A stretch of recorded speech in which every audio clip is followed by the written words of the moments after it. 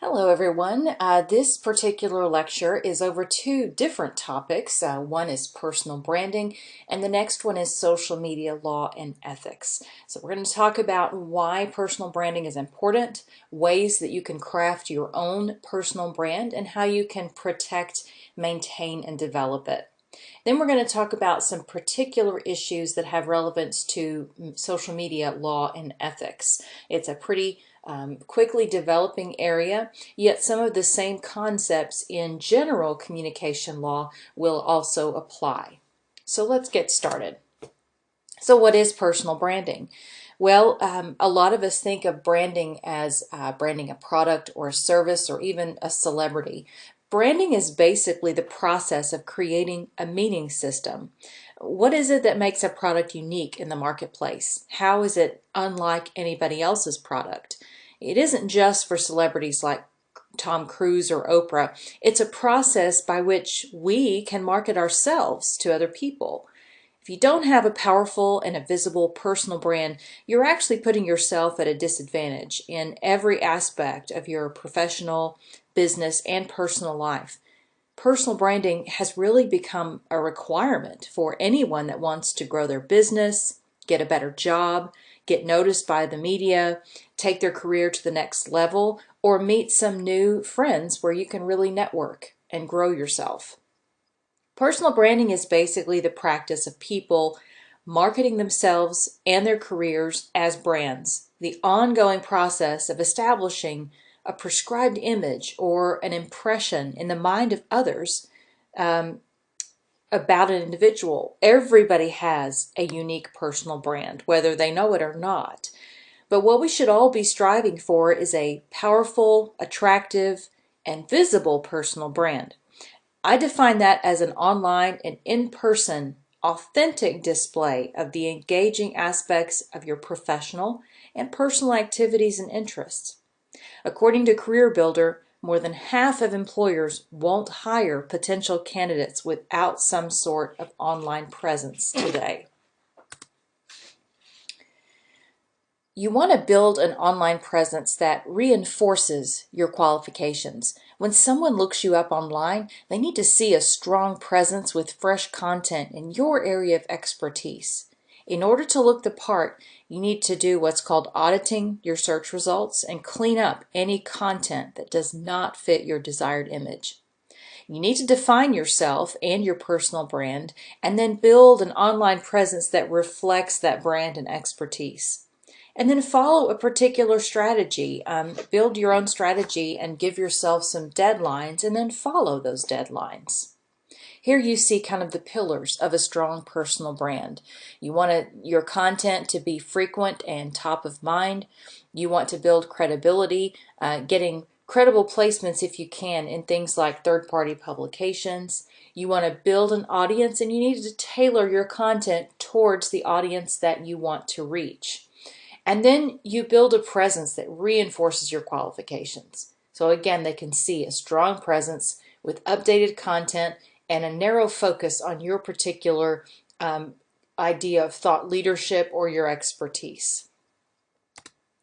First, you really need to look at what's out there and clean up what you have. I'm going to show you a tool that has been out there for a little while, but it's relatively new. But this is something that will actually look at your social media posts and flag things that maybe look a little offensive or questionable or suspicious. And this came from a gentleman who actually found out the hard way the damage that a poor personal brand online can do for you. His name was Ethan, and he was 31 years old and really positioned himself to work in politics with Jeb Bush's campaign. Unfortunately, it was a very short-lived career. It lasted 36 hours because of some of the things he had put out there on social media that were offensive. So he really thought, well, how can I turn lemons into lemonade, and developed Clear, which is this app to keep what happened to him from happening to anybody else. So feel free to look up that link and kind of see what that app can do, and maybe you can even try it out.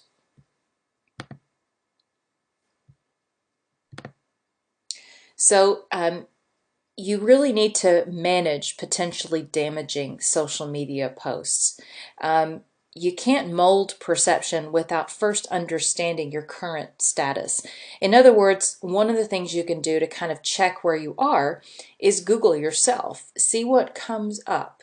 Set up alerts. Google Alerts are great for tracking yourself or a company or a competitor. As soon as something new appears on the web, if you've set up a Google Alert for that, you will get an email saying, hey, there's something new about you, about the company you're tracking, what have you. So cultivating a strong personal brand is just as much about being responsive to what's being said as it is about creating your personal brand. Here are some of the following types of posts, pictures, or comments that have been found to be the most damaging. Unprofessional behavior or communication style, posts about you drinking or using drugs, information about your potential criminal behavior. A lot of times, although we value free speech and we hope that people accept us for all of our views, sometimes those can be very polarizing, especially when it relates to politics, religion, race, and gender. So be very sensitive to those issues. Anything that looks sexually explicit will raise a red flag. Anything that looks like you're condoning violence or engaging in some kind of bullying behavior or bigoted behavior. All of those are kinds of material that can really get you into trouble. So the first thing you need to do after you clean up all of your existing networks and platforms is you really start to think about the personal brand you are trying to build. You create your own personal brand online by trying to figure out elements that really make you unique. So what you want to achieve, you need to put effort into how you look online. So when figuring out how to start, the best way to start is asking yourself questions like the ones you see on the slide. What is your vision for your personal brand, your goals? What are your professional goals? Who is your audience? Again, you want to target that audience that you're speaking to because you want them to help and you can help them. What makes you different?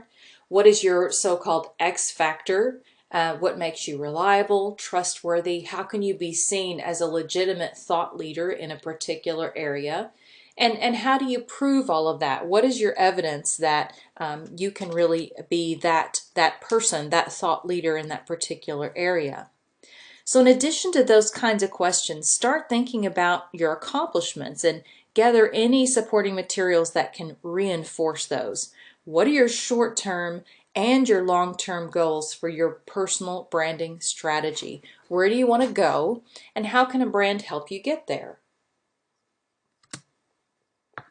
One of the things you also want to do is secure a personal website.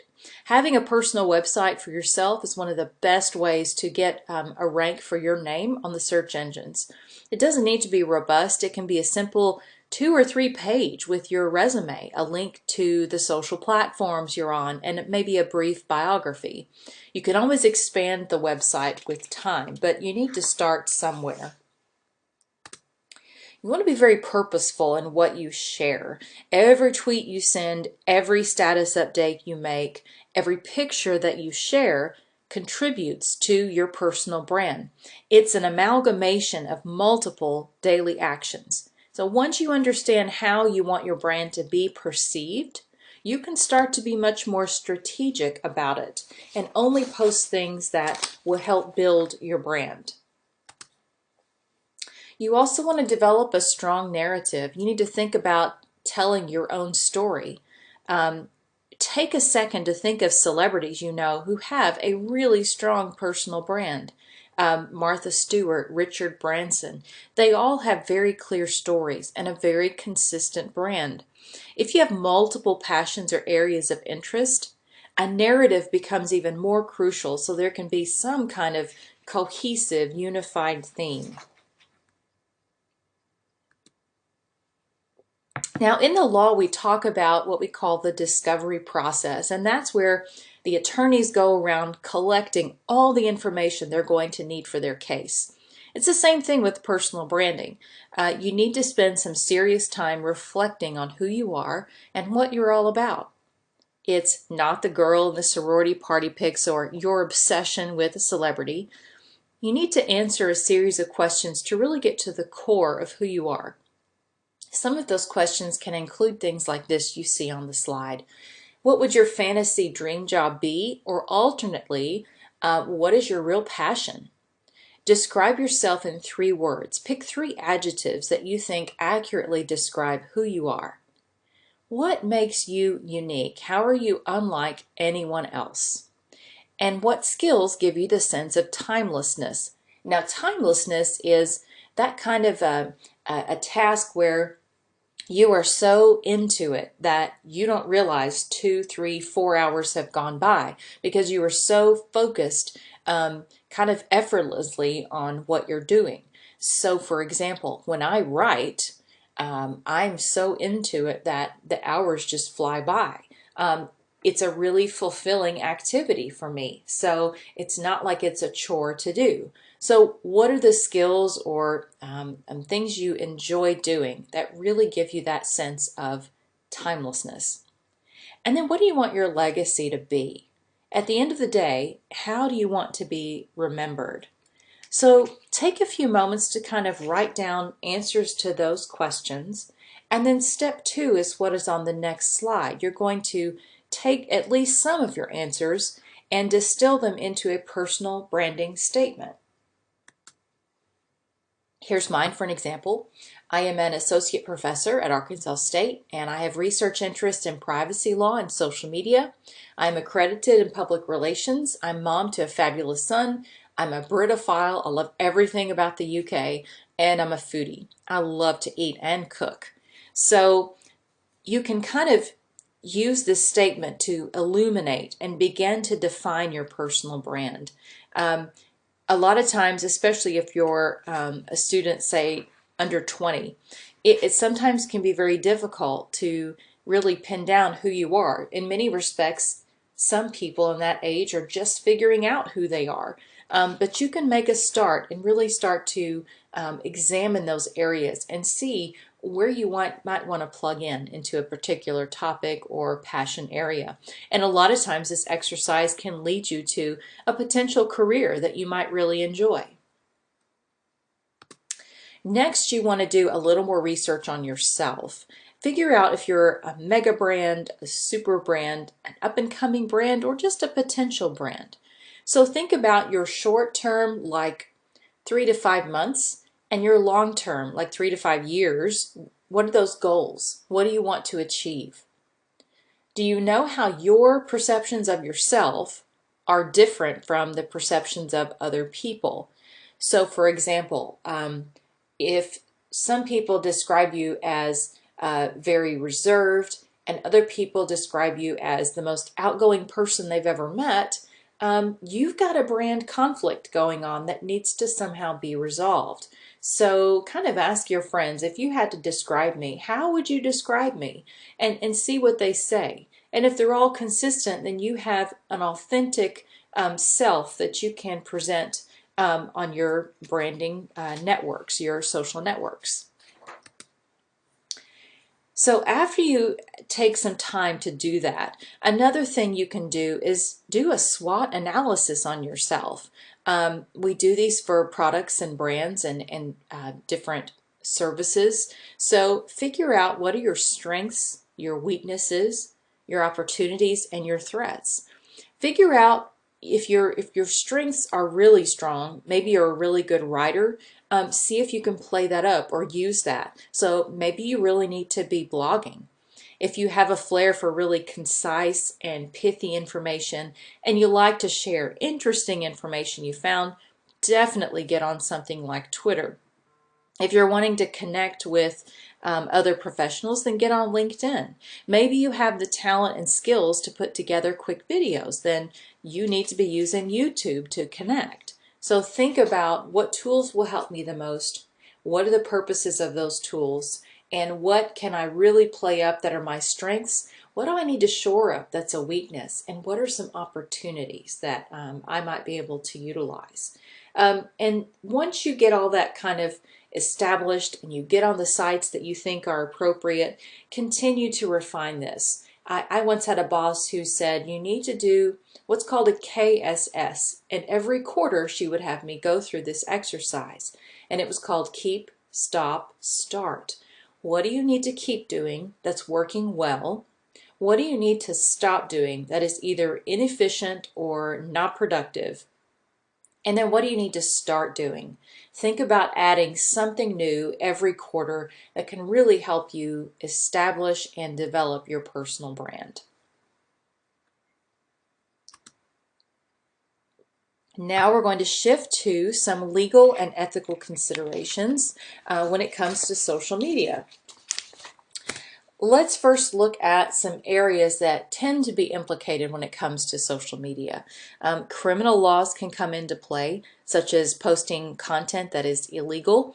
Cyberbullying is another example. And one of the things you need to recognize is that a lot of these issues have different laws as it pertains to different states. So a lot of states, a majority of the states have cyberbullying laws, and they're going to vary depending on the state. Privacy laws definitely can come into effect here. Antitrust laws, laws that prohibit monopolies and unfair trade practices. Labor and employment laws. So for example, if you're an employee of a corporation and you get on social media and complain about your employer, well, what are some of the regulations around that? Of course, libel, when you defame somebody, that can be an issue. And then copyright and intellectual property. What can you take and safely use, and how can you protect your own creative content from being stolen or misused by other people?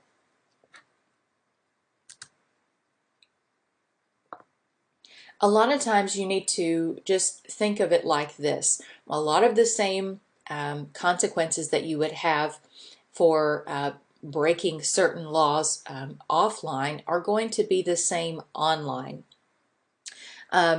Copyright is a huge area of concern when it comes to social media.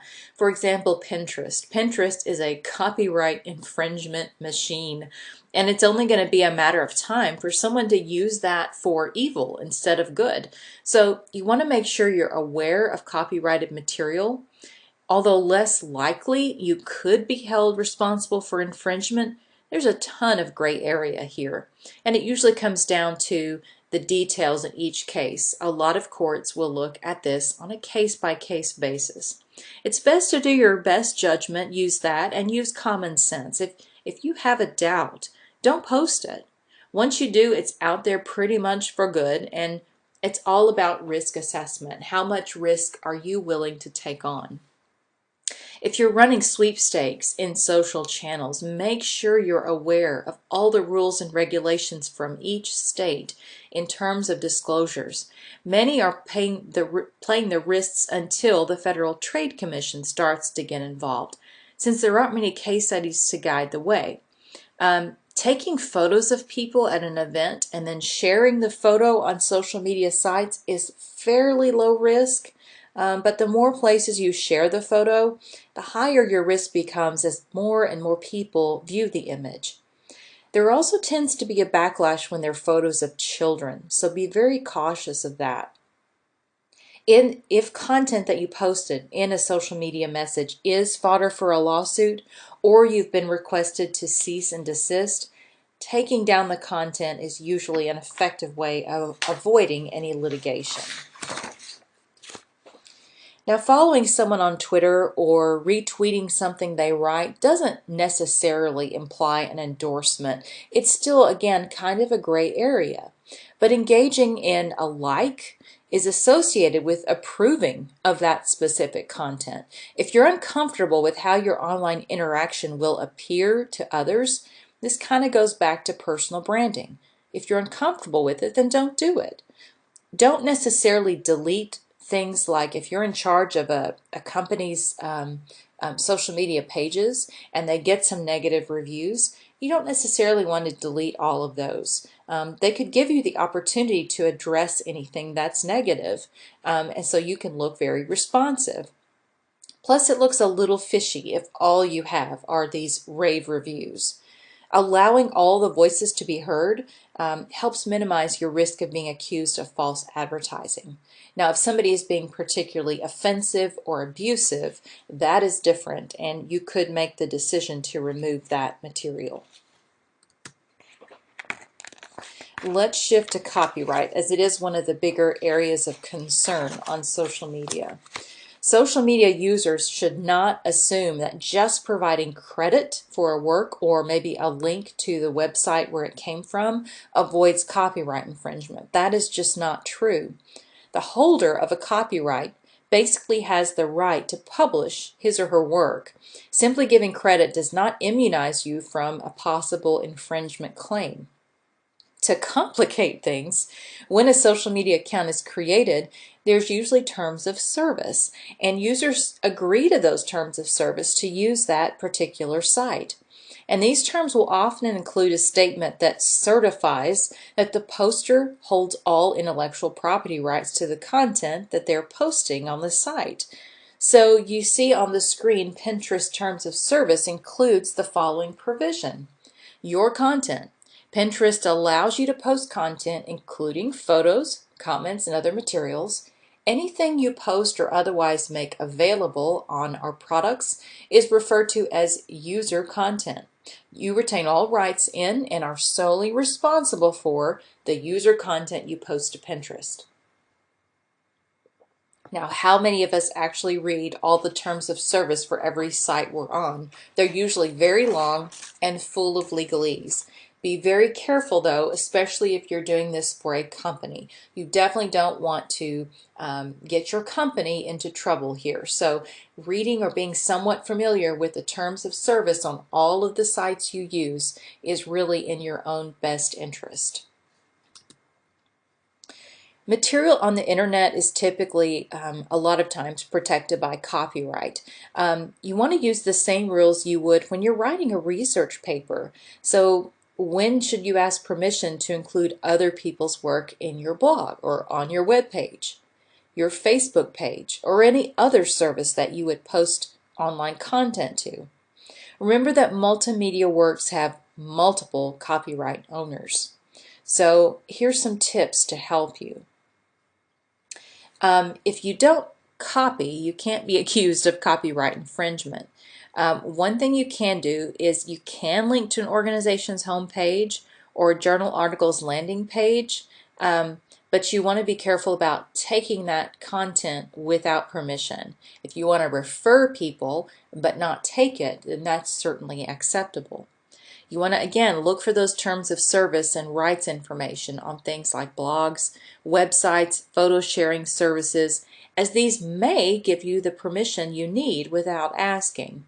People generally protect what they think is commercially valuable, and they share freely when they have no commercial motive.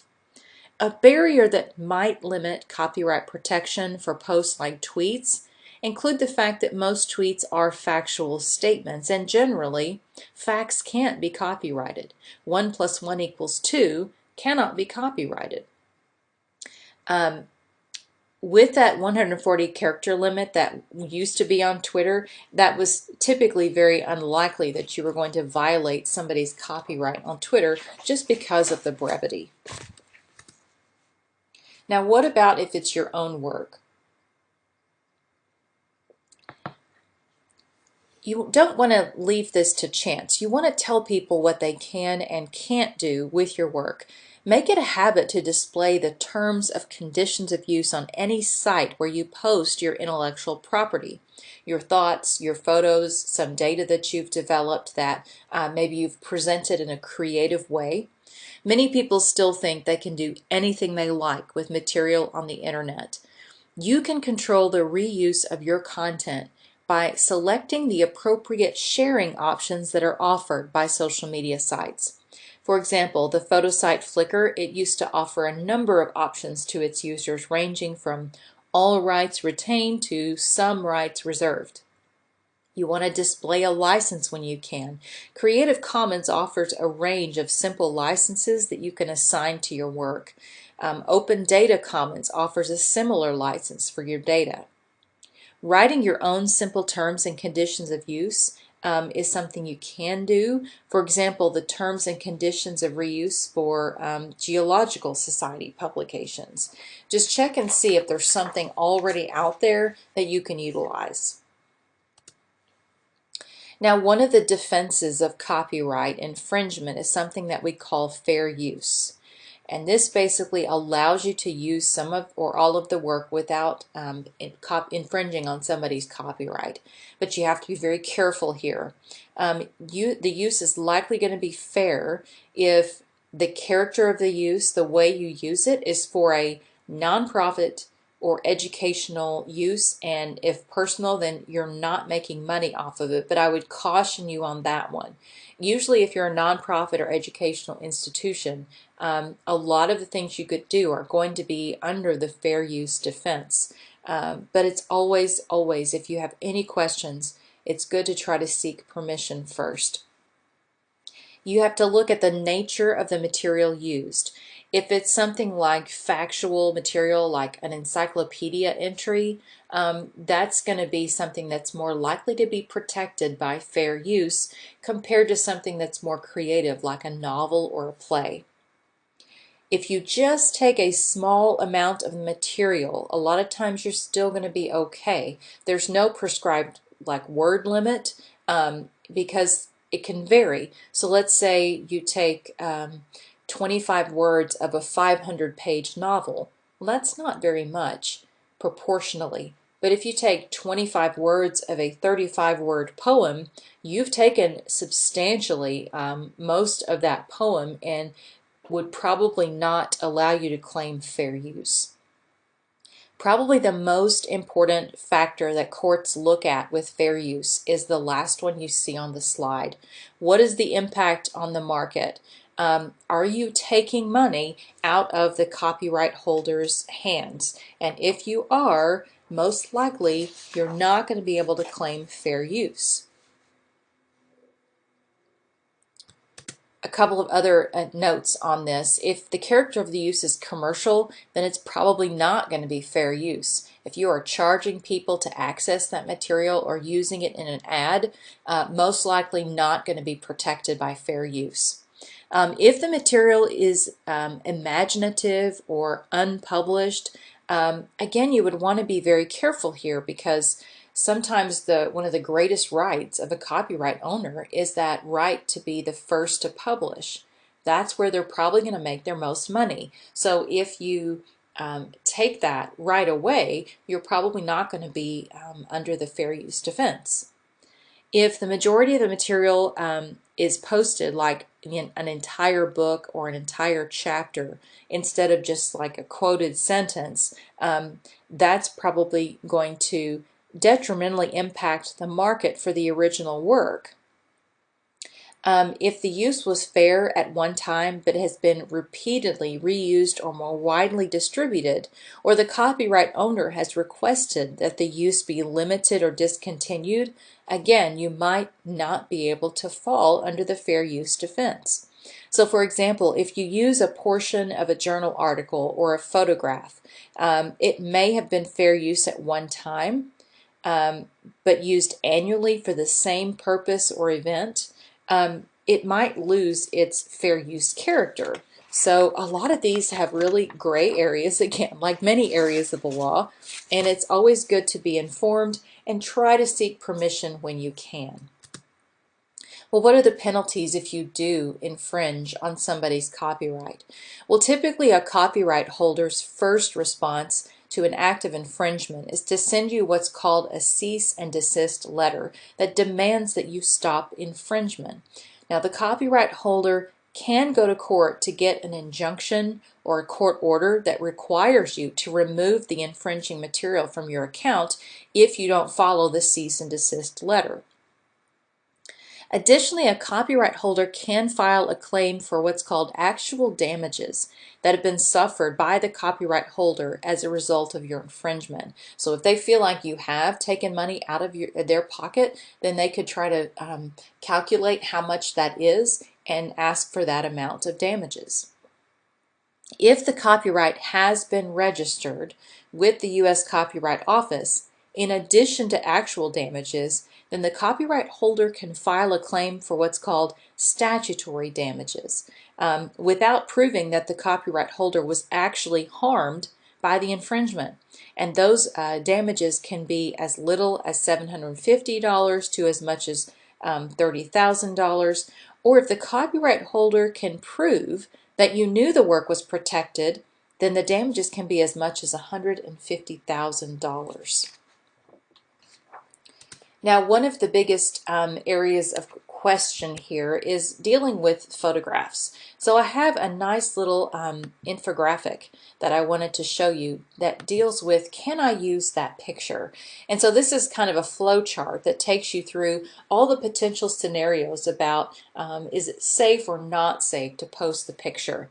So you start with, did you create the image yourself? And then you go up to yes or down to no, and then follow the flow chart to really figure out, is this something I could safely publish? Now, you'll see in the green circle there under can I use that picture? This is good advice. When in doubt, the rule above all others is to obtain permission from the original creator or copyright owner, or to create the image yourself. That's always going to be the safest route to take.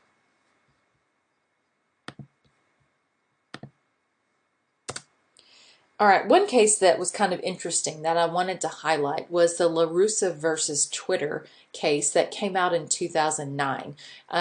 St. Louis Cardinals manager Tony LaRussa actually sued Twitter, claiming that someone posed as him and created a Tony LaRussa page, which made light of his drunken driving and two Cardinals pitchers who had died.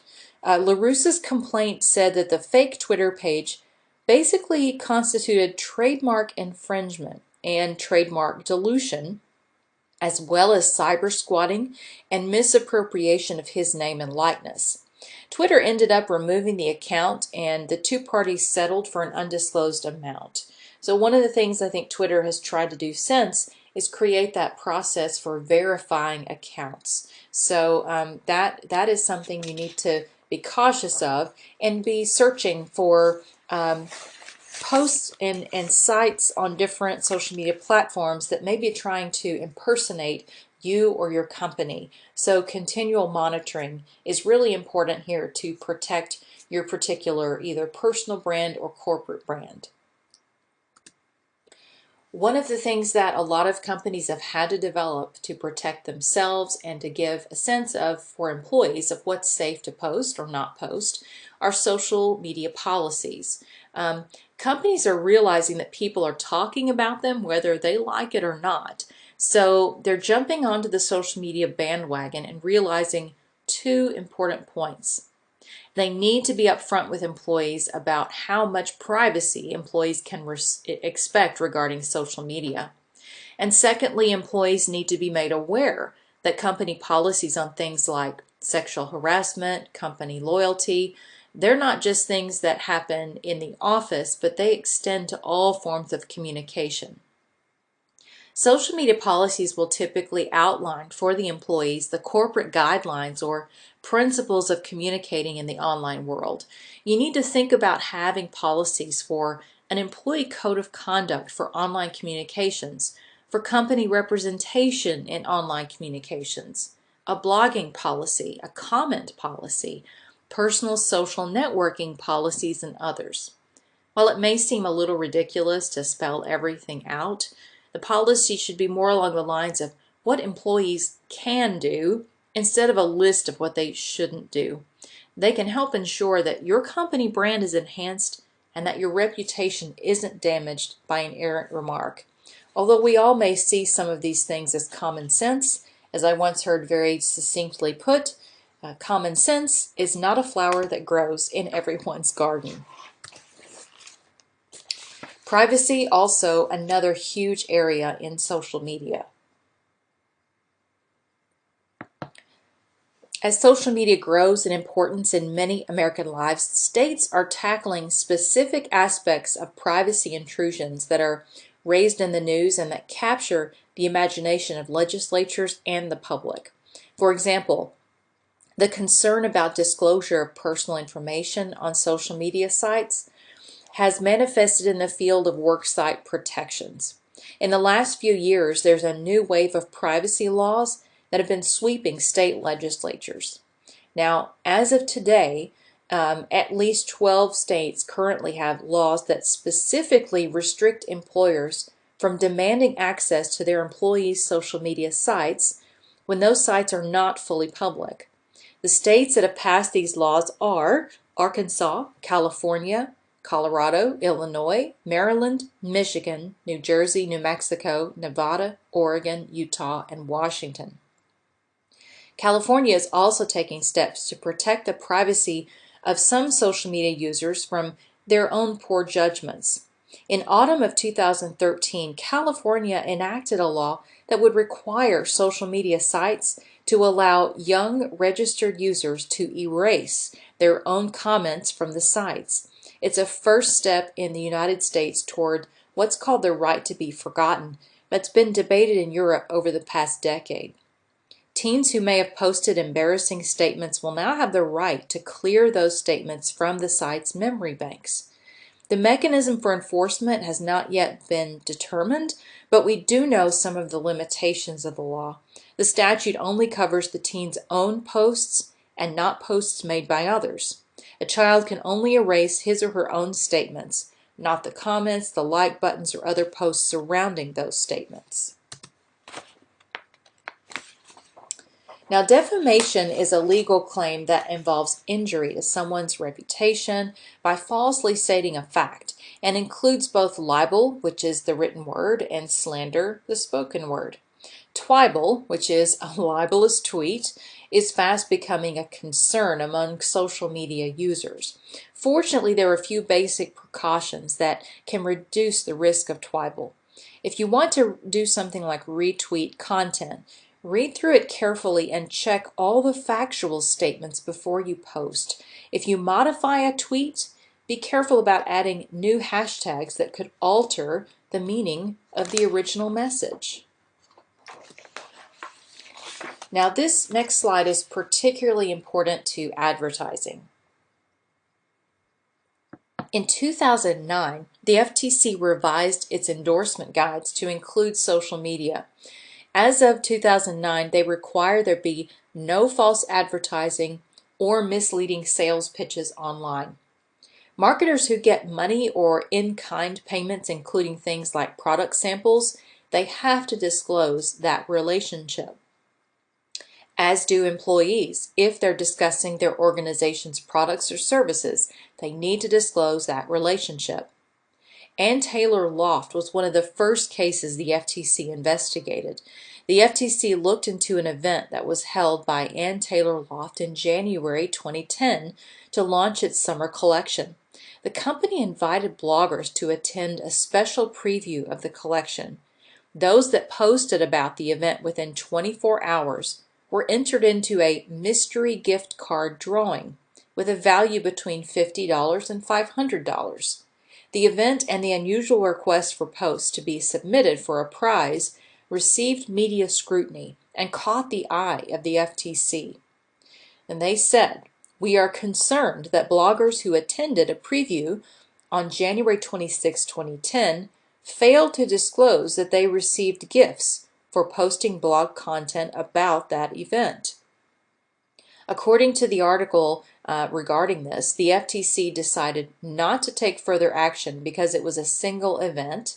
Only a small number of bloggers actually participated, and some did disclose the relationship. And Ann Taylor subsequently adopted a written policy for blogger outreach. Now, law and ethics are somewhat similar, but somewhat different. So the law is basically rules and guidelines about our conduct, what we can and can't do, and then the punishments for if we break those laws. Ethics, they want a little higher standard here. So the three main principles of social media ethics and etiquette are these. First is authenticity. People will typically respond to you positively if you appear sincere and authentic. Transparency. If you have a hidden agenda and people find that out, that will definitely ruin your legitimacy and count against you. Communication, getting to know people as people and letting them know you is always a good brand builder. You should always communicate in an honest and open manner.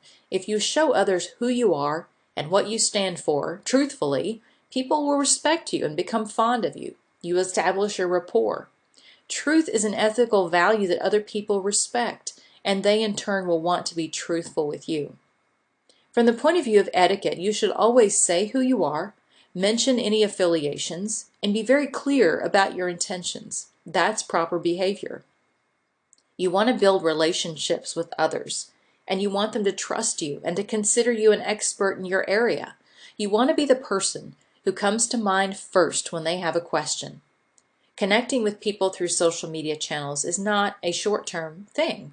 It's the beginning of a great relationship that will hopefully endure for a long time.